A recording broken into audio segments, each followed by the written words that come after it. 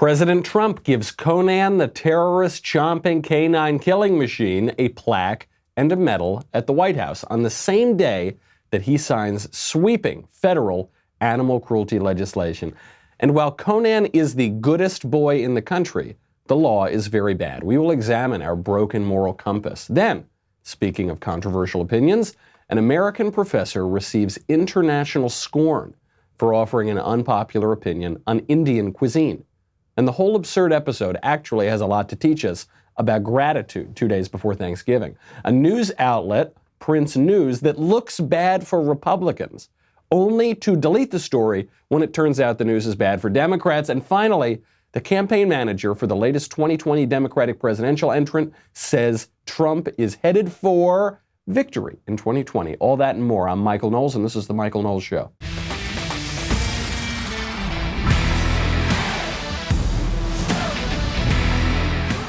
I got a spicy take.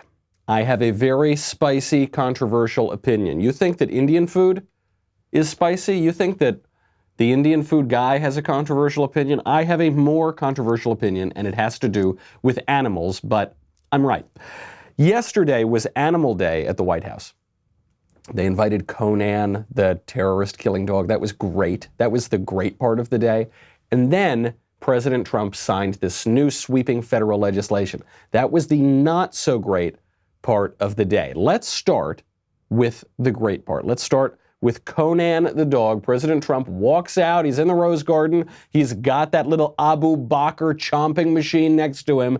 And he talks about what a great dog he is and how he won a medal, which, by the way, I sort of feel we memed into existence when we posted that internet meme and that image of Conan getting the Medal of Honor around his neck. Now we are in reality because I don't know, I guess we're living in the Matrix or something. We're just causing things to flow in and out of consciousness and reality. President Trump in the Rose Garden gives Conan his due. Good morning. So this is Conan. Right now, probably the world's most famous dog. I don't think I have to use the word probably. And Conan is it's an incredible story. I learned a lot about this particular type of dog, and it's trained that if you open your mouths, you will be attacked. You want to be very, very careful. But Conan came over from the Middle East, just arrived with some of the great people from the Special Forces that did the incredible it was a flawless attack. And al-Baghdadi is gone, but that was a flawless attack, and I just met quite a few of them. And we just gave Conan a medal and a plaque. And it's really, and I actually think Conan knew exactly what was going on. But a dog that is very, very special. All right, I love this whole little ceremony. I love the dog because every image, every video of the dog, he just looks so happy. He's smiling, he's got his tongue hanging out. And I love the idea that he's there just thinking, oh boy, I can't wait to eat another terrorist. Oh boy. So it's a perfect image. He looks great. You got Mike Pence just leaning down, scratching him like he's a little poodle, even though he's obviously this just lean, mean, killing machine. I also love the ceremony because it treats animals in the way that animals should be treated. You should love animals. You should enjoy animals. Pets are there for our enjoyment, to be treated like a member of the family, because the pet is, in a way, an extension of our humanity. So really, look, are we really giving credit to this dog for killing the terrorist? No, we're going to give credit to the Special Forces team that went in there and actually executed the operation. But President Trump can't go out and honor these soldiers, on their own. I mean, frankly, if he gives away their identity, that would put them in great danger. And it would appear that they're still working anyway. It would appear that they're still over in the Middle East. So instead, what he's doing is using the dog as a symbol of the whole team and saying, we're going to honor this dog, and really we're honoring the whole team. It actually ties in pretty well with what happened later in the day on the animal front, which is the animal cruelty legislation, except that unfortunately, President Trump and even a lot of conservatives really are getting this whole issue backwards, and this animal cruelty legislation is actually a pretty bad law. We'll get to that in a second, but first I got to thank our friends over at Ashford University. A master's degree can make a big difference in anybody's career, okay? It means better jobs. It means more advancement. A master's degree can help you be a whole new you, and now is the best time to make it happen with help from Ashford University. We talk all the time on this show about how the kind of stale old university system is decaying all around us, and there are some incredible, innovative partners that we have out there, like Ashford University, who are really mixing it up and making it work for you. It's convenient and flexible. Ashford University's online master's degree programs allow you to earn your degree and learn for your degree at your own pace. You can study wherever you are the most comfortable learning. You can do it on your own time. You can be working. You take one course at a time. Ashford University's 6-week-long courses allow you to take one course at a time, and being enrolled in one class at Ashford means that you are considered a full-time student. How do you enroll? It's easy. You got the GRE, the GMAT, and other standardized test scores are not required to enroll at Ashford University. And accreditation, Ashford University is fully accredited by the WASC, Senior College and University Commission. If you're looking to make a change, if you feel stalled out in your career, this might be the way to move ahead. Ashford University, new opportunities are right around the corner. Now is the time to start earning your master's degree. Enroll now by going to ashford.edu/Knowles, K-N-O-W-L-E-S. That is ashford.edu/Knowles, K-N-O-W-L-E-S, to start your master's degree today. ashford.edu/Knowles. So when you look at Conan,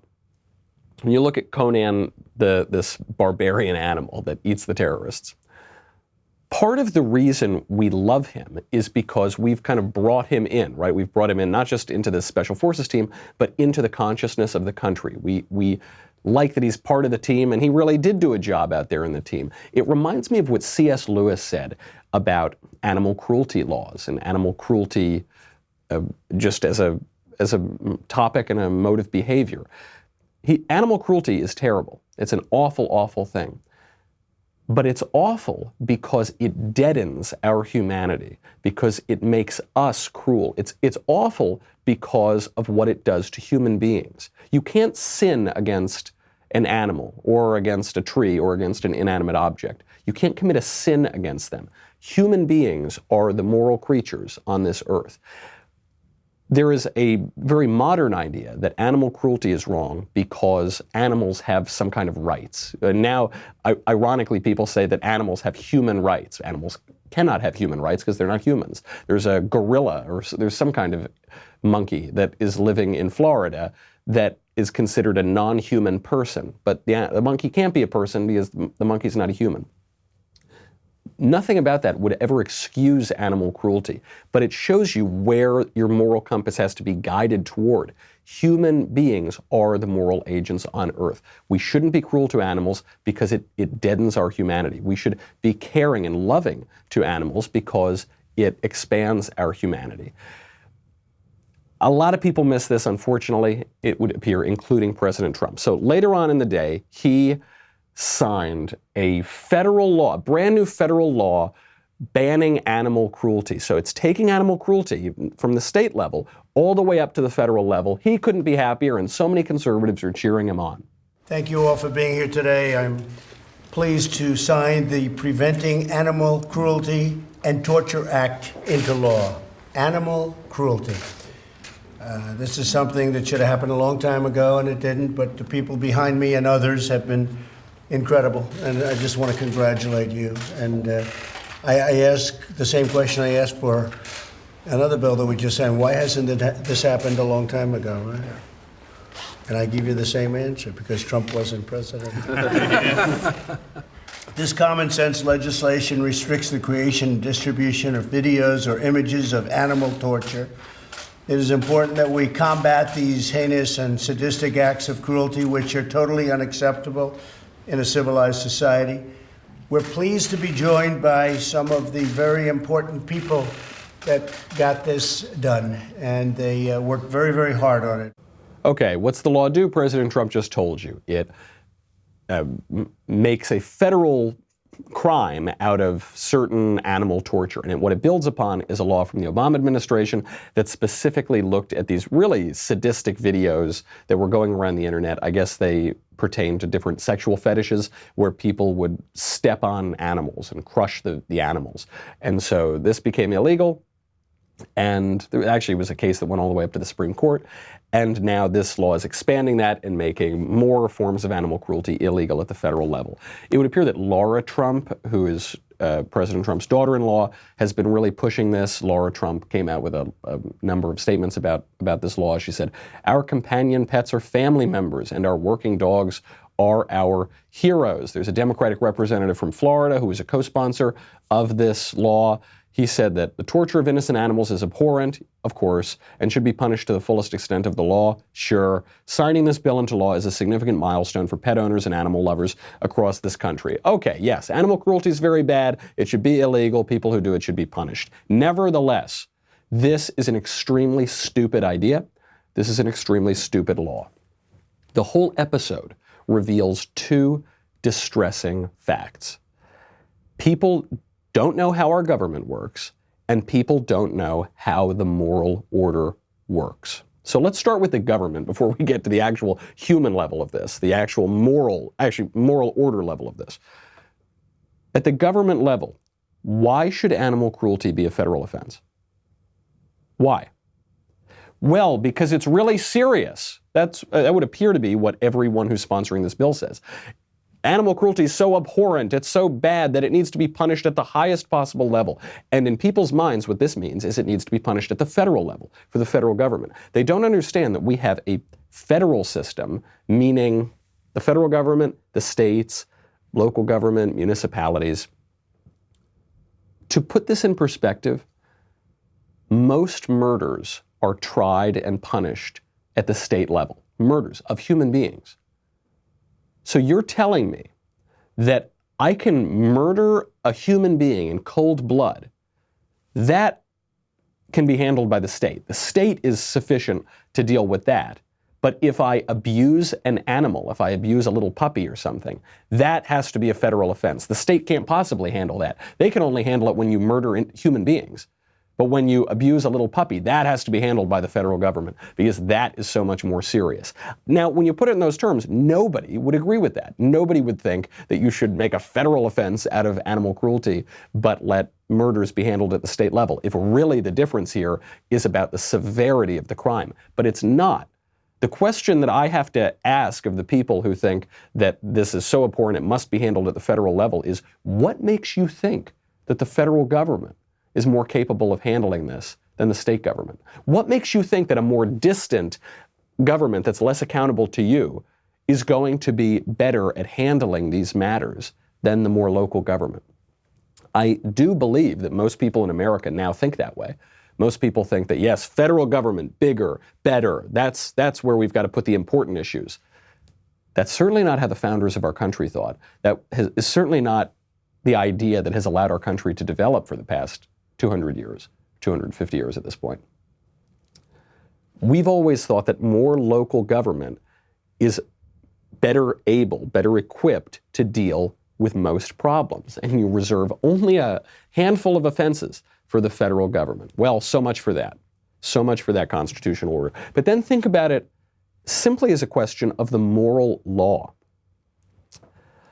How is it in this country that if you kill a baby at virtually any stage of development, virtually anywhere, you get off scot-free? It's your right to do that. The left in this country will applaud you for exercising your rights. Kill a human being, a human baby, get off scot-free. If you murder another person, you murder your neighbor, that's a state crime. But you abuse an animal, anything from a kitten to a puppy to a goldfish, that's a federal offense, that's abhorrent. Not even saying you kill it, you just abuse it. That is the worst thing you could possibly do. It seems to me we've lost track of our priorities. We need to get our priorities in better order. I see it all around LA. The way that puppies are treated is better than the way that humans are treated. People in LA are absolutely cruel to one another. This is a really tough town, okay?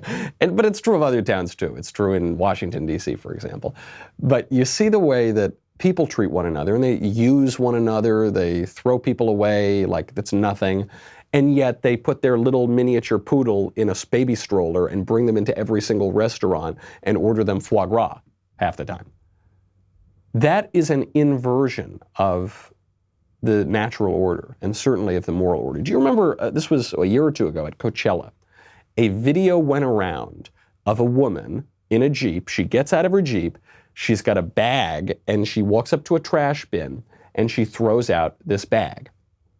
And what people found out, it's pretty disturbing, found out that there were puppies, living puppies in the bag, and she just threw out the puppies. Right, absolutely, obviously a sociopath, crazy, awful woman.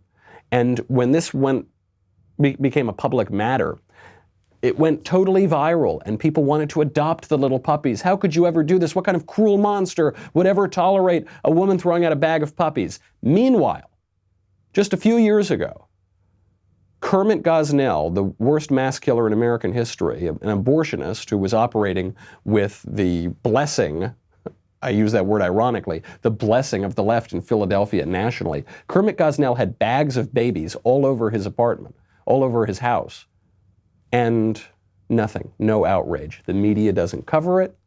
Nobody wants to hear about it. Nobody wants to adopt those babies. They want to enshrine it as a right. The left right now is praying to whatever god they have, I guess Moloch or Baal or Baphomet or something. They're praying that Ruth Bader Ginsburg, an 86-year-old jurist, doesn't die before Trump is out of office, because they're so desperate to preserve the right to murder 1 million babies a year. So we weep over bags of puppies. We weep over animal cruelty, and we are completely dead to the suffering of human beings. This is absolutely backwards. And I think people are trying to separate this as a dichotomy, like you can only be kind to animals or you can only be kind to humans. But the way it actually works is, if you get the natural order right, if you get the moral order right, if you look with charity on your fellow man, if you treat your neighbor as yourself, you will be kind to animals and everything else. You'll be a good steward of your environment. You'll get things in order. But if you disregard your fellow humans and you only love sentimental, saccharine things like little animals or something, you will not be kind to human beings, because you're inverting that natural order. That is not the recipe for a good society. All right, right now, what so much of this animal legislation is about is just about saccharine, soft soap, sweet feelings, right? It's just about emotion. We love the little puppy. The little puppy looks cute. The little puppy looks like Baby Yoda, okay? And so you want to just do whatever you can for the little puppy. Self-government doesn't operate very well when it's purely on emotion. We need to have some logic. We need to have some objective reality. And the way to do that is to care about your fellow humans, to get your priorities in order. Mother Teresa gave a speech at the UN in 1994 on abortion. She said, abortion is the greatest cause of evil in the world, because if a mother can kill her own baby, then there is nothing that we won't do to one another. There is no way to teach people not to be violent and to love one another. And the way that the left wants to put a Band-Aid over this horrific act that they're sanctioning is by saying, sure, we'll kill 1 million babies a year, but we really like this puppy, so we're going to pass a law about this puppy. No, dumb. Forget about that. Get your moral order in perspective before you can move on to those sorts of things. Here's another spicy take on a completely separate issue, and the pun is very much intended. This is one of these stories that seems incredibly dumb, but it's actually telling us a lot about our culture. This is a story that was going around the internet yesterday. An American professor was asked to tweet out a controversial food opinion. This was a hashtag, a trend going around. Tweet out your controversial food opinion. So this American professor, Tom Nichols, professor at the U.S. Naval War College and the Harvard Extension School, tweeted out, quote, "Indian food is terrible, and we pretend it isn't." I actually like Indian food. I disagree with him on this opinion. But hey, look, he knew that this is a controversial opinion. That's why he responded to the controversial opinion tweet, right? So he says, Indian food is terrible, and we pretend that it isn't. all hell broke loose. Not only did he get ratioed 16,000 replies to 2,000 retweets, this became an international incident. This got international media coverage. The BBC posts, quote, "Indian food is terrible" tweet sparks hot debate about racism. Racism? How does that have anything to do with racism? The Eater magazine says, quote, "Controversial food opinions prompt on Twitter motivated racist comments." It's racist? If I don't like Indian food, that's racist now? What if I don't like Chinese food? I love Chinese food, obviously, but that's racist if I don't like that? Sonia Gupta, who is some person with a lot of Twitter followers, I could describe so many people in the media today. She tweeted out, quote, "White people dunking on Indian food sucks, but white people fawning over it sucks too. It's the same feeling I had as a kid when white women would fawn over my mom's beautiful saris while also talking to her as if she was a child. You like our trappings, but you don't like us. Like, my mentions are filling up with white people who are enthusiastic about my food. Where is your enthusiasm for my humanity? Just wondering." This woman doesn't have enough problems. This woman needs more problems. I mean, I don't mean that flippantly. I mean, she actually needs to have more problems if she wants to be able to develop as a human being. Suffering does help us. It helps us to mature and it deepens our view of society. This woman needs problems, okay? Because if she's upset about this, if she's upset that white people like Indian food, she has lived simply too luxurious a life. What does this tell us? What this very surface level stupid story tells us about the culture, a few things. It shows us some people want to be angry. They just want to be angry. They're begging to. They go and look for a Twitter thread called Controversial Food Opinions just so that they can find something they disagree with, just so they can be angry, because some people want to be aggrieved and some people really want to be offended, and there's no arguing with those people. There's no, maybe you've seen it if you've watched any of my campus lectures. Now in recent months, I'll go and I'll give a speech that's like pretty innocuous, and the students won't know what to protest in the speech, so they will literally set a timer, and then 10 or 11 minutes in, they will all stand up and start screaming at me. About what? I have no idea. They'll start screaming, and I've asked them, I say, "What are you offended about? Let's talk about it." They don't have anything to say. They just want to be offended. I don't know what it is. If you think about some of the psychobabble, maybe they just really don't like their dads or something. If you think about it from an academic perspective, I don't know. Maybe they just haven't learned a lot. Some people want to be offended. Some people want to be aggrieved. There is no arguing with those people. Nothing is ever enough for them. Here's another example. Jeff Bezos just donated $98.5 million to help the homeless. Almost $100 million to help the homeless. There is no way to be upset about this, right? Oh, you're wrong. You're not living in 2019. Jeremy Corbyn, who is the leftist leader in Britain, tweeted out, quote, "That's 0.09% of your net worth. Jeff Bezos, just pay your taxes." By the way, he does pay his taxes. There was a few years ago, Amazon was reinvesting money in their business, so they didn't pay a lot of taxes. They pay a lot of taxes now. Also, how much money has Jeremy Corbyn ever given to the homeless? First of all, how much money has Jeremy Corbyn ever paid in taxes? Not a lot, I bet. How much money has he ever given to the homeless? Less than $100 million? Yeah, I would bet so. Before you accuse me, take a look at yourself, buddy. Ask yourself this question. How much money did you give to charity this year? Most likely, if you're listening to this show, you're not one of these people who scream and yell at everyone else for things that they did or didn't do. But if you are, if somehow someone on Twitter in the Twitter world is watching or listening to this, how much money did you give to charity yourself? Most people don't give a lot of money to charity. Most people don't even think about it. But the secret is you're not going to miss that money. What this brings up, from the Indian food story to Jeff Bezos, what this all brings up at a deeper cultural level is that there are two ways of looking at the world. Now, this is very important when we're 2 days away from Thanksgiving. 2 ways of looking at the world. One from a position of entitlement, one from a position of gratitude. If you are looking at the world from a position of entitlement, you are most likely going to look at politics primarily as a matter of rights. You're going to see every little slight that was ever done to you. You're going to completely imagine new slights committed against you, like that Indian woman who says that she doesn't like that white people like Indian food. You're going to judge others by their actions, and you're going to judge yourself by your intentions. You are going to hoard rather than to give. You are going to be miserable. How about the flip side? If you look at life primarily from an attitude of gratitude, you are going to look at politics primarily as a matter of duty, not of rights. Ask not what your country can do for you, but what you can do for your country. You are going to forgive slights against you. You might not even notice half of them. You are not going to sit around imagining new slights. You're going to be happy for the life that you have. You are going to give people a break, and you're going to be thankful that you don't get called out on all of the terrible things that you do. You are going to give freely. You are going to be much happier because you are going to realize that you did not invent your life. You are not responsible for giving yourself your own life. Life was a gift. You should be very happy to have it. Something to think about as we move into Thanksgiving. And I would recommend, at least for the Thanksgiving meal, turning off Twitter.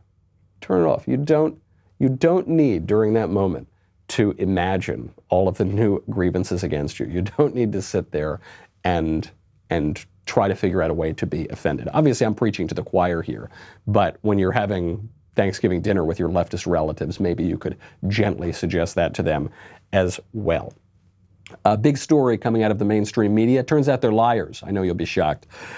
Plus, the newest presidential candidate in the race seems to have good news for President Trump, as does the Supreme Court has good news for President Trump, too. We'll get to all of that and more, but first I've got to say goodbye to Facebook and YouTube. Head on over to dailywire.com, dailywire.com. It's $10 a month, $100 for an annual membership.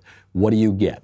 You get me, you get the Andrew Klavan Show, you get the Matt Walsh Show, you get the Ben Shapiro Show, you get Another Kingdom. This is the third and final season of Another Kingdom. I did a 45-minute interview yesterday with Drew answering subscriber questions about Another Kingdom. We love it. I mean, it is been such a joy to work on that. We always talk about how conservatives need to be in the culture. Well, here we are. Go give it a listen.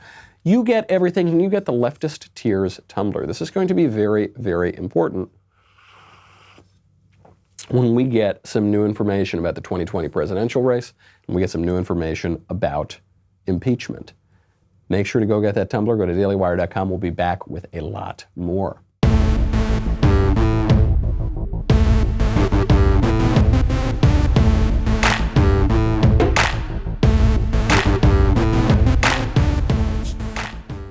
All right, there was a story that came out from AFP, from the news outlet, AFP News Agency. This came out about a week ago.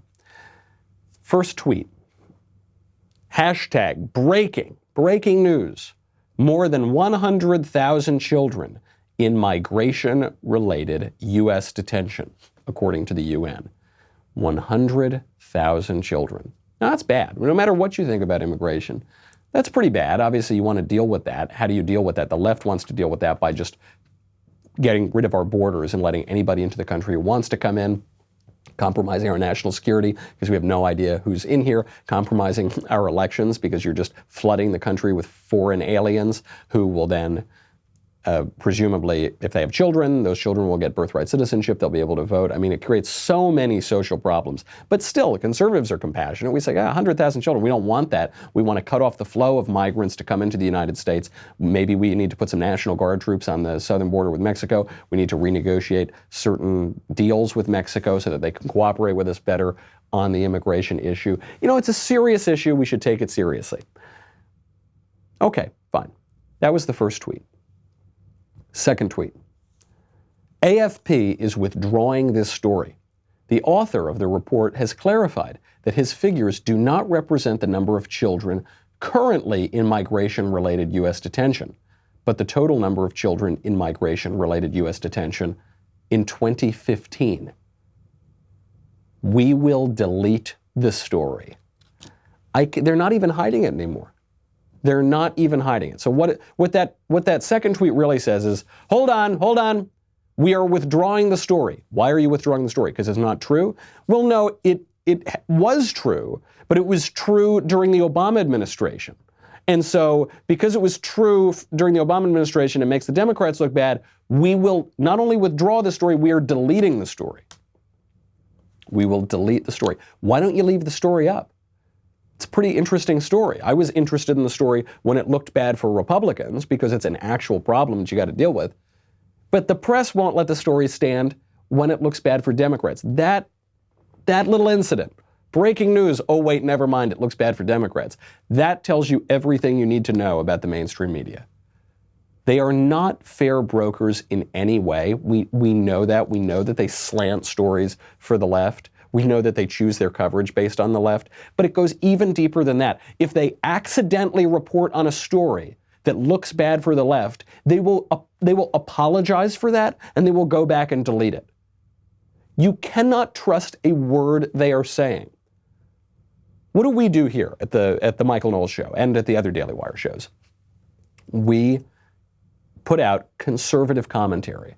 Okay, so we have a perspective, a political perspective. We're honest about our perspective, and we report on the news. We interpret the news of the day through that conservative lens. Even knowing that, being honest about our perspective, we don't hide news that is bad for conservatives. I mean, I opened my show today with a story about why President Trump was wrong to sign this law yesterday, just as an example. But we do that all the time because we're not interested in just carrying water like a bunch of hacks. Okay, we're interested in the reality of our political situation and our cultural situation, and we're interested in advancing a better culture and a better politics, okay? And you don't do that by ignoring reality. And yet the so-called objective journalists of the left are doing precisely that. They are not merely slanted, not merely biased. They don't merely have a perspective. They are propagandist, water-carrying hacks for the left who will actually go back and delete their own work if it accidentally looks bad for their political puppet masters. It is shocking, even for me. And I spend a lot of time haranguing the media. But that's pretty bad. And I don't think it's going to work out for them. This is the other thing. If any members of the mainstream media are watching this, use this as an example. If the media had played their cards a little closer to the chest, if they had been a little more cautious about this, they would still have some credibility. But they've been exposed repeatedly, time and time again. Look at the Epstein story. George Stephanopoulos, I was talking to Drew about this yesterday in our Another Kingdom conversation. George Stephanopoulos is the War Room Communications Director for Bill Clinton. He covers up Bill Clinton's sex crimes. He silences the women that Bill Clinton abused. He then becomes the chief political correspondent or chief political anchor rather, for ABC News. ABC News has footage leaked of one of their anchors saying that the Jeffrey Epstein story was killed at ABC. What happens when that story leaks? ABC News rushes to figure out what happened by silencing the whistleblower. They're going out and trying to find the whistleblower. They're not going out and trying to find the person who actually killed the Epstein story. They are so unbelievably corrupt that now they don't have credibility. I mean, in that Conan video where President Trump has the dog in the rose garden, he's joking. And he says to the reporters, by the way, if you open your mouths, Conan is trained to attack you, so watch out.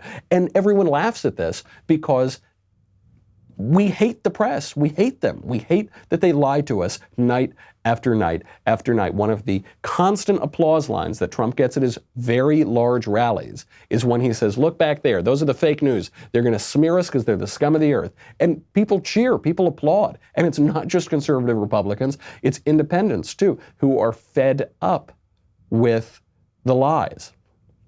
If they had just played it a little better, they would have credibility. Now they have no credibility. In fact, the opinion people on the left and the right, in my mind, have a lot more credibility than the so-called objective mainstream media outlets. Rachel Maddow and the Young Turks and whoever else, Vox.com, have a lot more credibility because at least they're honest about their perspective. I can know what it is going in.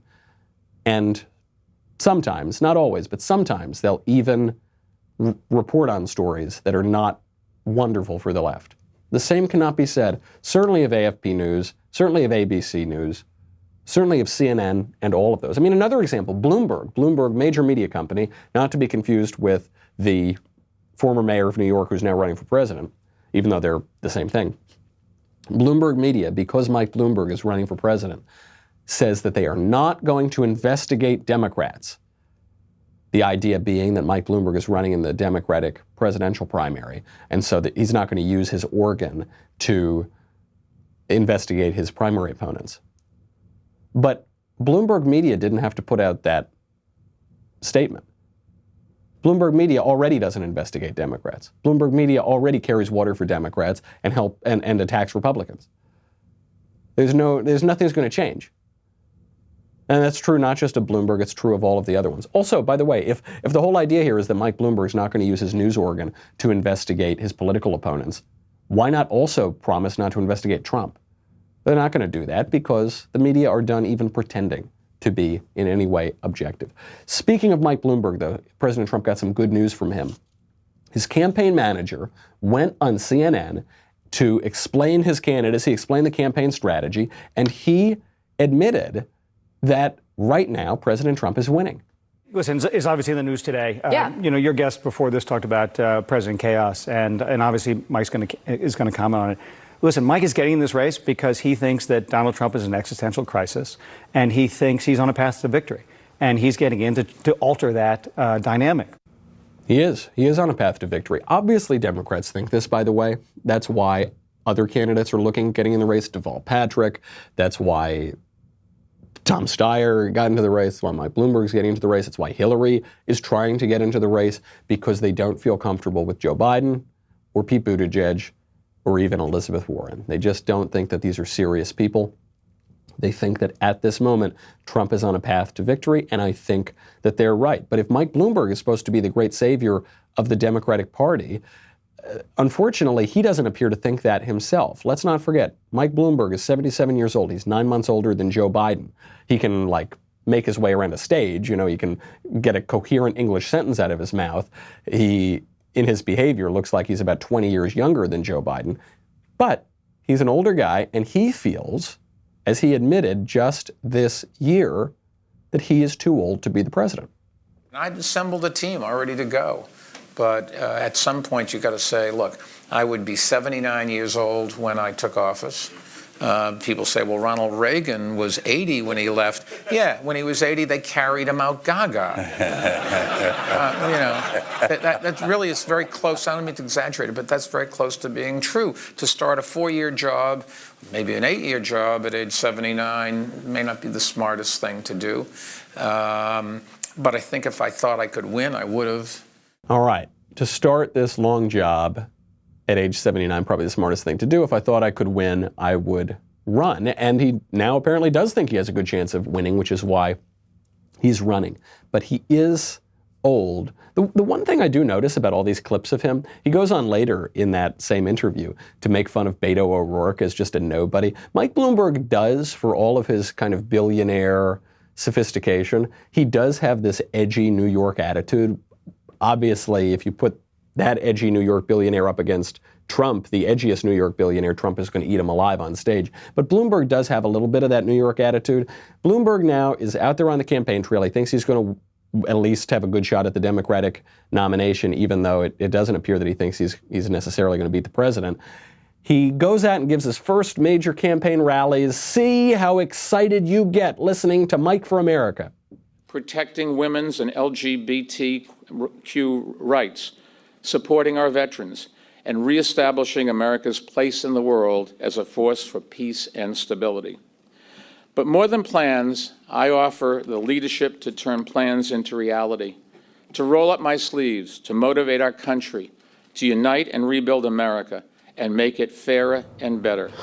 I'm ready to get to work, so let's get it on.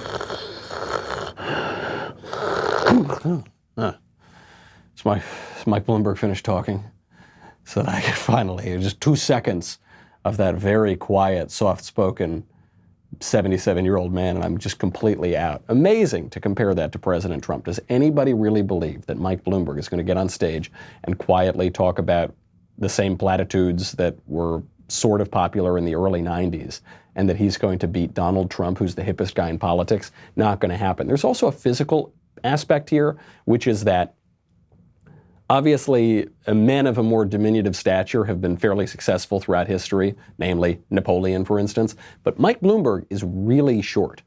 I've met Mike Bloomberg, I don't remember what the event was in New York, and I was pretty astounded by how petite he is. And I'm not exactly a basketball player, okay? But if you look online, it says Mike Bloomberg's 5'8". That is just a complete lie. There is no chance the guy's 5'8". I towered over this man when I met him, and I'm not a particularly gigantic individual. So it's just not believable that he is going to beat Trump. And yet Democrats, and certainly his team, think that the field is so insufficient right now that he might be the last best hope. If he's the last best hope of the Democrats, then I wouldn't hold their breath to take the White House in 2020. More good news from President Trump from the Supreme Court. The Democrats have been trying to get President Trump's financial records. They've been trying to get the financial records to just add some icing to impeachment, because after all these impeachment hearings, they haven't really gotten anything on him. Most of the testimony just said, yeah, Trump explicitly said he doesn't want a quid pro quo, he didn't do anything wrong. No one can even explain exactly what the crime is that President Trump committed. So it was really a flop for House Democrats. Now they're trying to get the financial records to say, well, you know, he underpaid his taxes, or he had some shady business deal, so we got to impeach him for that too.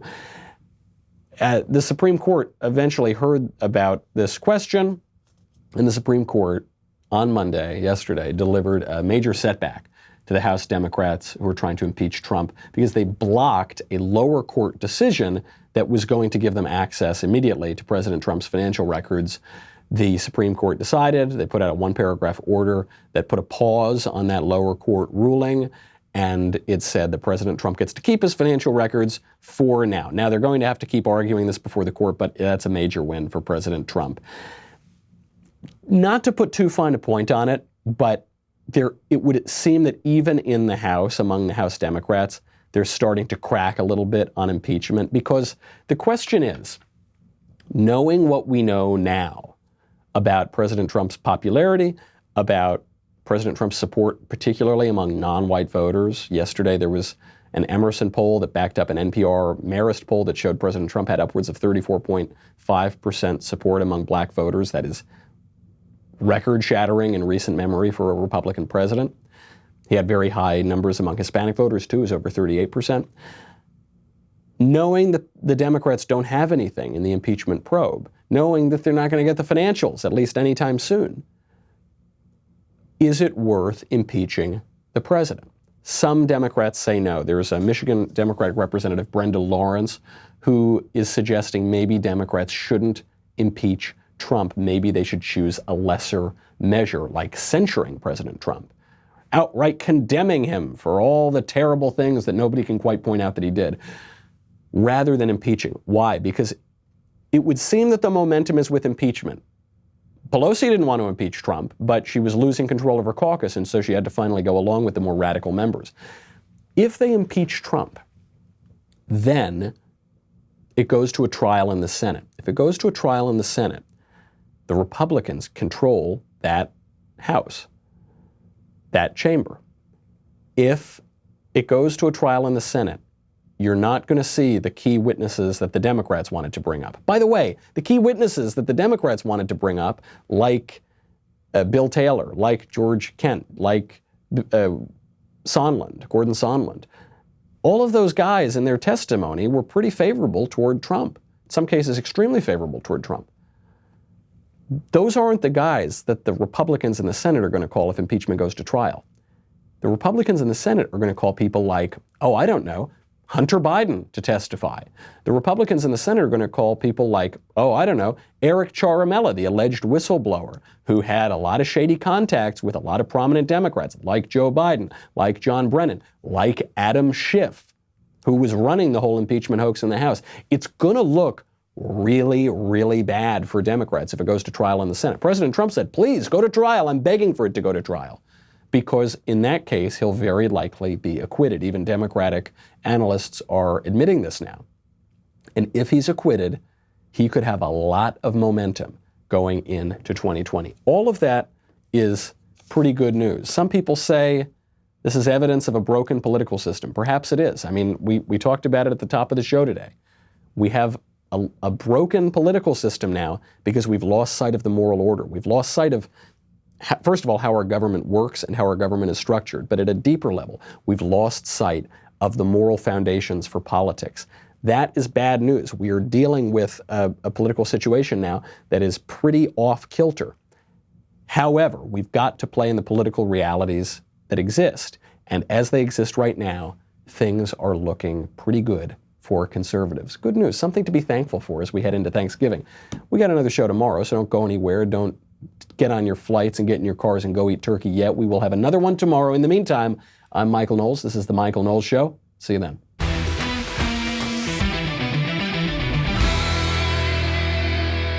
The Michael Knowles Show is produced by Rebecca Dobkowitz and directed by Mike Joyner. Executive producer, Jeremy Boring. Senior producer, Jonathan Hay. Our supervising producer is Mathis Glover. And our technical producer is Austin Stevens. Assistant director, Pavel Wydowski. Edited by Danny D'Amico. Audio is mixed by Mike Coromina. Hair and makeup is by Jesua Olvera. And our production assistant is Nick Sheehan. The Michael Knowles Show is a Daily Wire production. Copyright Daily Wire 2019. Hey everybody, it's Andrew Klavan, host of The Andrew Klavan Show. You know, some people are depressed because the American Republic is collapsing, the end of days is approaching, and the moon has turned to blood. But on The Andrew Klavan Show, that's where the fun just gets started. So come on over to The Andrew Klavan Show and laugh your way through the apocalypse with me, Andrew Klavan.